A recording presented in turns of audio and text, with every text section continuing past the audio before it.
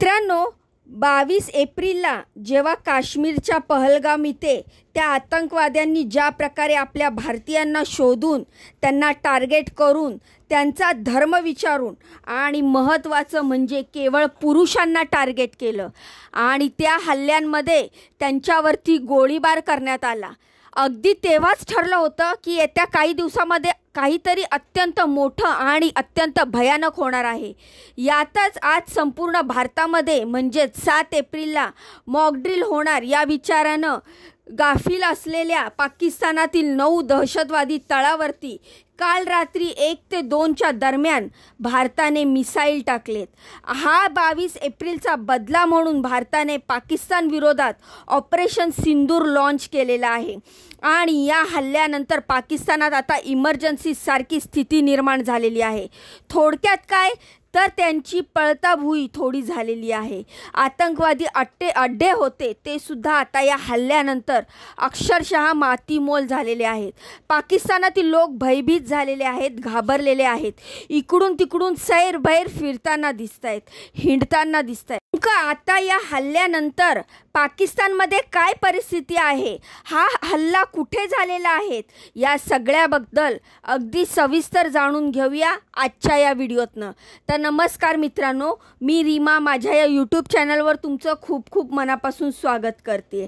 तर मित्रांनो, भारताने जे ऑपरेशन सिंदूर लॉन्च केलेलं आहे, या ऑपरेशन सिंदूरचा केवळ एकच हेतू होता, तो म्हणजे त्या हल्ल्यामध्ये ज्या प्रकारे त्या सुवासिनींचा, त्या विवाहितेचा नवऱ्यांना ज्या प्रकारे आतंकवाद्यांनी टार्गेट केलं होतं, त्यांच्या डोळ्यासमोर त्यांना गोळ्या झाडल्या आणि त्यांना मारलं, तोच बदला घेण्यासाठी भारताने आता ऑपरेशन सिंदूर लॉन्च केला आहे। आपल्या हिंदू संस्कृतीमध्ये सिंदूरला अत्यंत महत्त्व आहे। ज्या प्रकारे सिंदूर म्हणजे एक विवाहितेचा नवरा, त्या सिंदूरला स्थान दिलं जातं, अगदी त्याप्रमाणे त्या हल्ल्यामध्ये ज्या पद्धतीने त्या आतंकवाद्यांनी त्या महिलांच्या नवऱ्याला शोधून टार्गेट करून मारलं, अगदी त्याच प्रकारे आपणही त्या ऑपरेशनला आता ऑपरेशन सिंदूर असं नाव दिलेलं आहे। ज्या प्रकारे त्या आतंकवाद्यांनी सुवासिनीचं कुंकू त्यांच्या डोळ्यात देखत हिरावून घेतलं, त्यांचा हा बदला म्हणजे ऑपरेशन सिंदूर। काही व्हिडिओमध्ये रिपोर्टनुसार त्या हल्ल्यावेळी एका महिलेला असं सांगण्यात आलं होतं की आम्ही तुला मारणार नाही किंवा आम्ही तुझ्या मुलाबाळांना सुद्धा मारणार नाही, आम्ही फक्त आणि फक्त तुझ्या नवऱ्याला मारणार, जेणेकरून तू इथून बाहेर पडून हिंदुस्थानात जाऊन तू सांगू शकशील की कशा पद्धतीने आम्ही तुझ्या नवऱ्याला मारलं। आणि म्हणूनच आता या सगळ्या हल्ल्यानंतर भारतीयांचं रक्त खवळलेलं होतं आणि म्हणूनच भारताने सुद्धा ठरवलं की आपण पहलगाममध्ये झालेल्या या हल्ल्याचा रीतसर बदला घ्यायचा, पण तो बदला कधी घ्यायचा, कुठे घ्यायचा आणि कसा घ्यायचा याची साधी भनकसुद्धा पाकिस्तानला लागू दिली नाही। आज 7 मे म्हणजे सगळीकडे मॉक ड्रिल होणार या विचारात पाकिस्तान होतं। सगळीकडे मॉक ड्रिल होणार किंवा इतर कुठेही काहीतरी वेगळ्या गोष्टी सुरू असणार या विचारात पाकिस्तान असतानाच पाकिस्तान याने गाफील होतं आणि याचाच फायदा आपल्या भारताने घेतला आणि ऑपरेशन सिंदूर लॉन्च करत पाकिस्तानवरती हल्ला चढवला आहे। आता ज्या 9 ठिकाणी भारताने पाकिस्तानमध्ये हल्ला चढवलेला त्या 9 ठिकाणे कोणती आहेत तर ज्या ठिकाणावरती क्षेपणास्त्राद्वारे लक्ष्य करण्यात आलं होतं ते सुद्धा आपण बघूयात।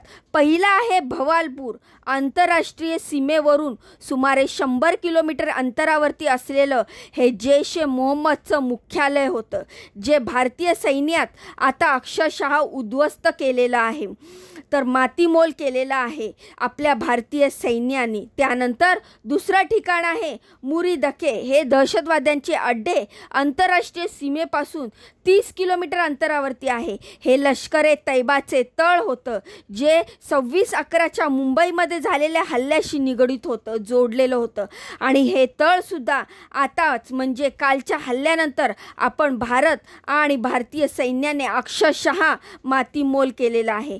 नंबर 3चं ठिकाण आहे गुलपूर, हे दहशतवाद्यांचे अड्डे नियंत्रण रेषेपासून म्हणजे पुंज आणि राजौरीपासून 35 किलोमीटर अंतरावरती आहे। नंबर 4चं ठिकाण आहे लष्कर कॅम्प सवाई, हे दहशतवाद्यांचे अड्डे POK तंगधार सेक्टरच्या 30 किलोमीटर अंतरावरती आहे। नंबर 5 बिलाल कॅम्प जैश ए मोहम्मदचा लॉन्च पॅड या लपण्याच्या जागेचा वापर दहशतवाद्यांना सीमेपलीकडे पाठवण्यासाठी केला जात होता. म्हणजे या ठिकाणाहून या ठिकाणी जे कोणी आतंकवादी होते ते लपण्यासाठी या ठिकाणाचा वापर करायचे आणि सोबतच सीमेपलीकडे जाण्यासाठी आणि मग त्या सगळ्या प्रोसेसमध्ये त्या आतंकवाद्यांना एका जागेवरती ठेवण्यासाठी या जागेचा उपयोग केला जायचा.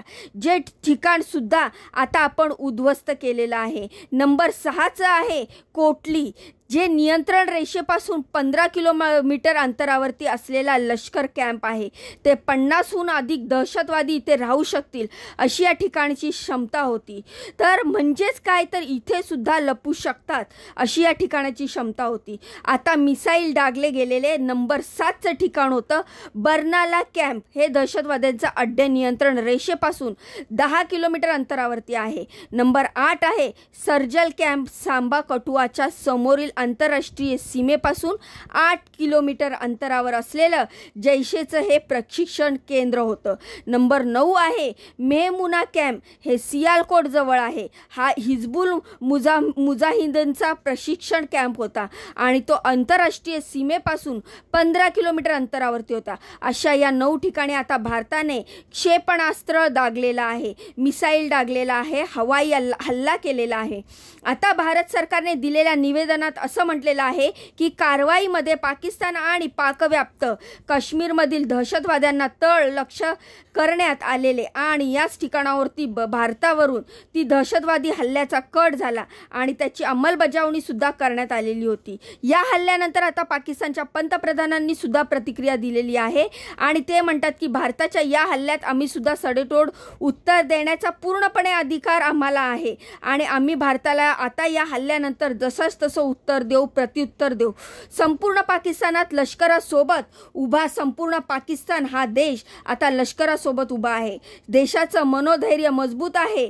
तर संयुक्त राष्ट्रसंघाचे महासचिव अंटोनियो गुटेरस यांच्या प्रवक्त्यांनी सुद्धा प्रतिक्रिया दिलेली आहे. असं सांगितलं आहे की दोन्ही देशांनी म्हणजे भारताने सुद्धा आणि पाकिस्तानाने सुद्धा आता या हल्ल्यामध्ये संयम बाळगण्याचं आणि आवाहन त्यांनी केलेलं आहे.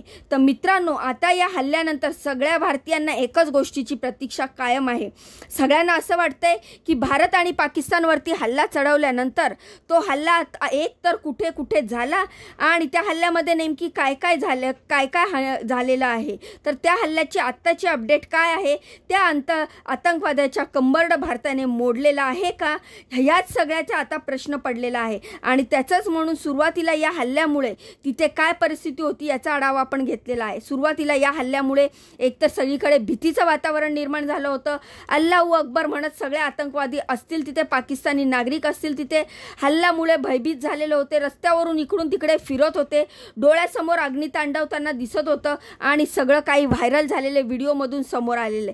कशाची कल्पना नसताना अचानक आकाशातून मिसाईल पडले आणि त्यामुळे सगळीकडे एकच खळबळ उडाली आणि क्षणार्धात अगदीच होत्याचं नव्हतं झालं. भारताने ज्या ठिकाणी हल्ला केला, पाकिस्तानातील मुर्दके येथील इमारतीच्या बाहेरून बीबीसीच्या उर्दू प्रतिनिधींनी रिपोर्टिंग केलं आहे आणि त्यांनी सांगितल्याप्रमाणे मुर्दके हे अत्यंत छोटंसं शहर आहे. पाकिस्तानच्या लाहोरपासून ते शहर 30 ते 40 किलोमीटर अंतरावरती आहे. भारताने ज्या इमारतीवरती म्हणजे ज्या ठिकाणाच्या मुर्दीखेळ या ठिकाणीवरती हल्ला केलेला, ती ठिकाणं शैक्षणिक आणि आरोग्य संस्थेच्या मधोमध आहे. ही संस्था अनेक एकरवरती पसरलेली आहे. सध्या हा परिसर सर्व बाजूनी काटेरी तारणाच्या कुपणांनी संरक्षित केलेला आहे. या ठिकाणी जाण्यासाठी काही विशिष्ट एंट्री एक्झिट पॉईंट सुद्धा बनवलेले गेलेले आहेत. तिथूनच या इमारतीमध्ये जाता येतं. सध्या या ठिकाणी पोलिसांचा आणि संरक्षण जवानांचा मोठा पहारा आहे, बंदोबस्त आहे. त्यामुळे इथे कोणालाही जायला देत नाही. म्हणूनच पत्रकारांना सुद्धा इथे आतमध्ये जाता येत नाहीये. तर इमारतीच्या आतमध्ये नेमकी काय परिस्थिती याचं रिपोर्टिंग सुद्धा आता पत्रकारांना करता येत नाहीये. नेमकी माहिती मिळू शकलेली नाहीये. तर नुकसान झालेलं आहे. या परिसराच्या बाहेर इतकं उभं राहून रिपोर्टर्सला प्रतिनिधीला दिसतंय, त्यावरून ते माहिती पसरवत आहेत, माहिती देत आहेत. तर फक्त बचाव कर्मचारी, सैनिक कर्मचारी, पाकिस्तानी रेंजर्स जे आहेत, उद्ध्वस्त झालेलं मातीमोल झालेलं इमारतीचा राडारोडा मोठ्या मैदानावरती पसरलेला दिसतोय. आता त्यानंतर भारताने अजूनही हल्ला केलेल्या ठिकाणांचा हल्ल्यानंतर आता एअर इंडियाने सुद्धा अनेक विमाने वळवलेली आहेत. खूप असंख्य प्रकारचे व्हिडिओ आता पाकिस्तानातून बाहेर येत आहेत, व्हायरल होत आहेत. आणि ज्या व्हिडिओवरून आता हल्ल्यावेळी नेमकं काय काय झालं होतं पाकिस्तानमध्ये, कशा प्रकारे आता भारताविषयीची दहशत पसरलेली आहे, भारत आपण केलेल्या भ्याड हल्ल्याला कशा प्रकारे प्रतिकार देऊ शकतो, याचं उदाहरण आता काल झालेल्या भारताने दिलेल्या ऑपरेशन सिंदूरमधून दाखवून दिलेलं आहे. त्यामुळे तुम्ही जर आमच्यावरती हल्ला केला तर आम्ही सुद्धा तुमच्यावरती हल्ला करू शकतो, आणि तेही तुम्हाला गाफील ठेवून. याचं उत्तम उदाहरण काल भारताने दाखवून दिलं. आता या सर्व माहितीबद्दल तुम्हाला काय वाटतंय, तुमच्या काय प्रतिक्रिया आहेत मला कमेंटच्या माध्यमातून नक्की सांगा. व्हिडिओ आवडला असेल तर व्हिडिओला लाईक करा, चॅनलला सबस्क्राईब करा. पुढे जशी काही नवीन माहिती मिळेल पाकिस्तानविषयीची तर मी माझ्या व्हिडिओच्या माध्यमातून तुम्हाला नक्की सांगेल. तुमच्या बहिणीला असाच सपोर्ट करा. भेटूया पुढच्या व्हिडिओमध्ये अशीच महत्त्वपूर्ण दमदार अपडेट घेऊन. तोपर्यंत स्वतःची काळजी घ्या. बाय आणि नमस्कार.